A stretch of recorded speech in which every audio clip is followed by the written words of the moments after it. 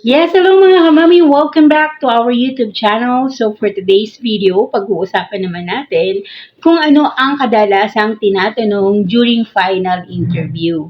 Pero bago yan, mag-iiwan muna ako ng tanong sa inyo. Mga kamami, ang final interview ba ay formality lang? Kung ang sagot mo ay yes, comment down sa baba at ibigay nyo ang inyong reason. And kung no naman, ganun din po ang inyong gagawin. Ayan mga kamami. So, let's watch this.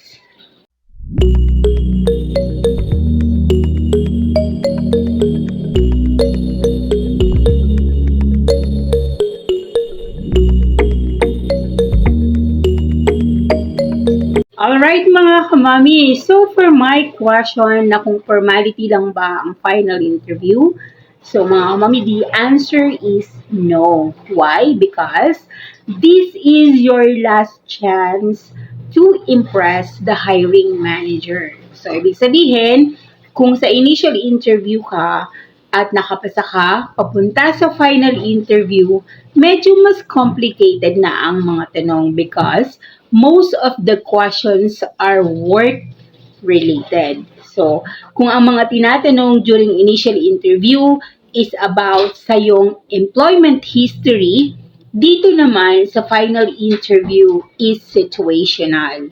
Paano mo hinahandle ang stress sa trabaho?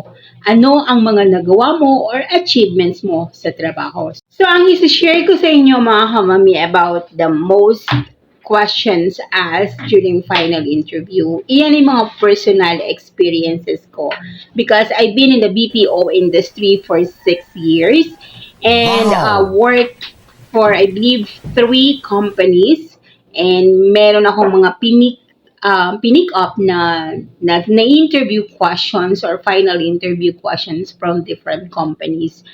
Ayan. And then we do the research also kung ano yung mga most asked interview or final interview questions. Ayan. Tell me something about yourself.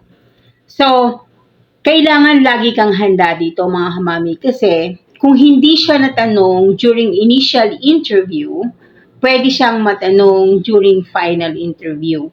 Kagaya nga ng sinabi ko sa inyo, kailangan dito sa tell me something about yourself, you should provide the information about your work, your skills, kung ano yung mga ginagawa mo sa company or anong ginagawa mo sa mga previous work mo. At mas maganda kung sasamahan mo ito ng achievements. Kailangan meron kang supporting data sa sinabi mo about yourself. Let's say, for example, for 3 years, for 3 months, I've been regularized in the company because of my performance or my amazing performance. So, mga ganong bagay. Alright, so number 2, what are you passionate about? So, ibig sabihin mga kamami, ano yung hilig mo? Ano yung mga gusto mo? Because the interviewer or the recruiter wanted to dig deeper of who you are as a person. So gusto ka na lang makilala. So you need to share something which is actually true. Halimbawa, sinabi mo, I am a good singer, I am a good dancer, pero pagdating ng oras, let's say the company has competition and they selected you as one of the performer, pero hindi mo naman pala kayang gampanan because yung information na binigay mo is hindi naman pala totoo. So, masisira yung credibility mo dito. Ayan. Question number 3 is, what motivates you? Dito mga kamami, do not answer na because of the high salary, because of the benefits, because that is already given. Kaya ka nga nag-apply because of the salary. So, you need to provide something which is actually the best reason kung sino yung nagmo-motivate sa'yo. Parang ano lang yan yung commercial na kape na para kanino ka gumigising. So, yon kailangan mabigay mo kung ano yung nagmo-motivate sa'yo or kung sino, kung tao man, kung sino yung nagmo-motivate sa'yo. Okay, number 4 is, What do you know about the company? Natatanong na to ang mga kamami sa initial interview and tinatanong pa rin naman to sa final interview. So the best thing na pwede mong gawin is do research. Like what I've said doon sa previous vlog ko na top 10 initial interview. Ayan. So pwede nyo yan mga kamami i-check para makita nyo rin yung mga questions or top 10 questions dyan. Where do you see yourself 5 years from now? That is a question number 5. It has actually the similarity with what is your goal. So, parang ang mangyayari, gusto nilang makita kung magtatagal ka ba or mag-i-stay ka ba sa company. Kaya nga sometimes mga kamami, may mga question, di ba na, haven't you noticed na some of the interviewer are asking if do you have a plans of traveling abroad? Do you have a plans of going back to school? Because tinitingnan nila kung magtatagal ka ba. Kasi unang-una, the company has already invested on you. Sa initial interview pa lang, sa training pa lang, nag-invest na yan sa'yo eh. So, kumbaga, hindi nila makukuha yung return or ROI nila sa'yo kung sa isang buwan pa lang, aalis ka na kaagad. Kaya tinitingnan nila kung ano ba yung goal mo 5 years from now. So, pwede mong sabihin na regular ka na sa work or regular ka na sa company. And pwede mo ring sabihin 5 years from now, isa ka ng supervisor. From customer representative to supervisor or a team leader. So makikita nila na you have a plan for yourself, na hindi ka lang mag-i-stick kung anong meron ka. Tell me about the hardest decision or the biggest decision that you have made in the last 6 months. Ayan mga kamami, that is question number 6. With that question, you can actually provide a STAR approach, which is S is for situation, T for task, A for action, and R for result. Yan muna mga kamami. So, I will give you an example. So, because that is the question that I have encountered during my final interview. Una is S. What is the situation? So, the situation, because I have the interviewer if it's work-related or personal-related. So, he told me na personal muna. So, the situation that I have provided is my daughter has ependymoma or brain tumor. That's the situation na binigay ko. And the task is to maintain the medications of my daughter. Okay. So the A is for actions. What are the actions that we had come up para ma-sustain ang medications?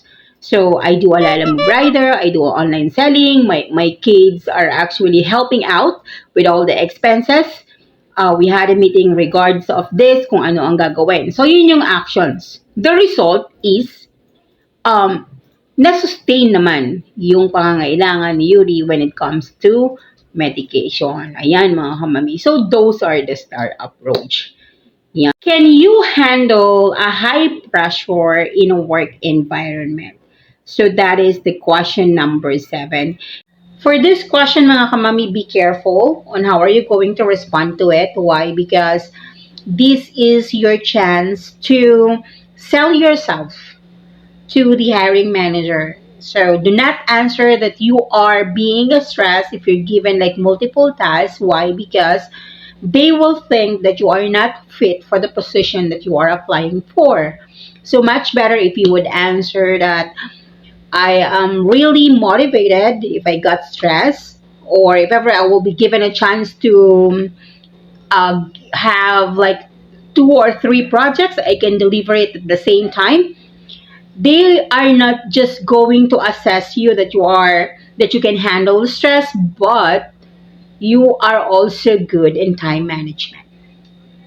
So, why do we need to hire you?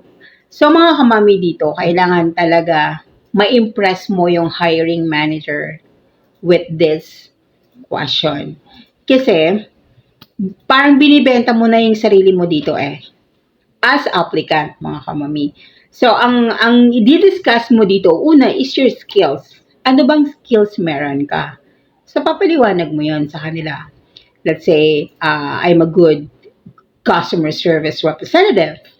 I handle a stressful situation. Yan, kung yan yung pwede mong sabihin. And then, yung expertise mo, saan ka ba expert? Papakita mo yon. Kung sa technical support ka expert, yan, sasabihin mo yan. And then the result.